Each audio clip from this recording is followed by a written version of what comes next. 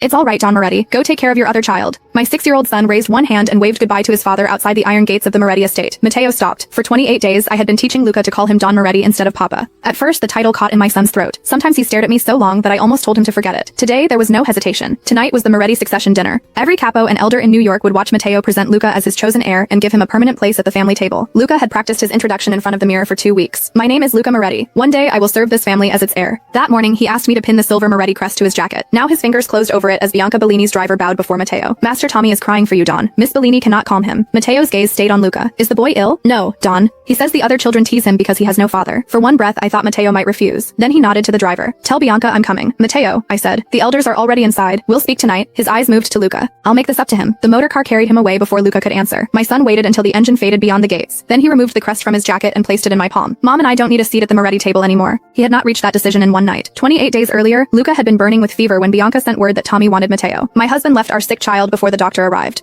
A week later, he missed Luca's school presentation because Tommy needed a man in the audience. I sat in the empty chair beside my son and watched him search every face that entered the hall. The worst wound came from the Moretti stables. For his 6th birthday, Luca had asked to see the chestnut pony Matteo once promised would be his. Matteo dismissed the request as childish. 3 days later, I found a stable pass in his coat and a photograph tucked beside it. Matteo stood near the paddock with Tommy in his arms while Bianca leaned against his shoulder. The chestnut pony waited behind them. On the back, Bianca had written, "Every boy deserves a father to teach him how to ride." That night, I told Matteo I wanted to take Luca away. He accused me of trying to make our son fatherless. Bianca's father died serving mine, he said. She returned from a failed marriage with no protection and a boy who has no father. I owe them compassion. I looked at Luca clutching the corner of his pajamas while we argued. If I dragged him away then, he would spend years believing I had stolen his father. So I gave Matteo 30 days, not because the law required it, but because I needed Luca to see the truth without hearing it from me. I handled contracts for the Moretti businesses. After our argument, I prepared a clearly titled separation stipulation, temporary custody proposal, and authorization for Luca to travel with me to Boston. Matteo's independent counsel received the same packet. He signed every marked page in front of his secretary while Bianca waited on the telephone. His signatures did not end our marriage or decide permanent custody. Only a court could do that. They did establish the terms he had agreed not to contest if I filed. My signature line remained blank. For 30 days, I waited to see whether Matteo would read what he had signed, or notice that Luca was learning not to call him Papa. On day 28, he abandoned his son's succession dinner before we even crossed the gate. Luca threw himself into my arms. "I don't want Papa anymore," he sobbed. "Can it just be us?" We never entered the dining hall. At home, I telephoned the railway office and reserved 2 seats to Boston for the day after tomorrow. While I packed Luca's clothes, a messenger delivered an envelope sealed with Bianca's pink wax. Inside was Luca's place card from the succession table. His name had been crossed out and replaced with Tommy Bellini. Bianca had written on the back, "A seat at the Moretti table is not so difficult to get after all." I once would have carried the card straight to Matteo's study and demanded an explanation. Instead, I watched Luca divide his toy soldiers into 2 piles, the ones he would take and the ones he could bear to leave. Matteo had already answered us. I placed the card inside my legal case. That evening, Matteo returned with a white bakery box. The scent of strawberries filled the parlor. He hated strawberries. Luca and I loved them, but our son had chosen Matteo's favorite almond cake for every birthday because he wanted his father to share it. Matteo noticed the open trunks. "Where are you going?" "Away." He studied my face, then set the tart on the table. Tommy was inconsolable.